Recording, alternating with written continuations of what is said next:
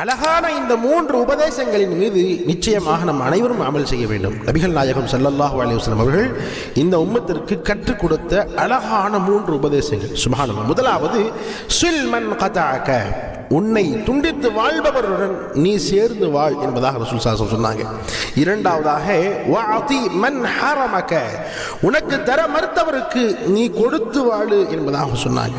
மூன்றாவதாக வஅரித் அம்மன் ظلمك, வஅரித் அம்மன் ظلمك, உனக்கு அநீதம் செய்தவரை நீ மன்னித்து விடு என்று ரசூல் ஸல்லல்லாஹு அலைஹி வஸல்லம் அவர்கள் அழகான இந்த 3 உபதேசங்களை செய்கிறார்கள்.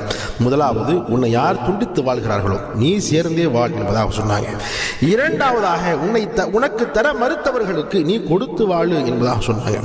மூன்றாவதாக, உனக்கு அநீதம் செய்தவரை நீ பழிவாங்காம மன்னித்து வாழ், மன்னித்து விடு என்பதாக ரசூல் ஸல்லல்லாஹு அலைஹி வஸல்லம் சொன்னார்கள்.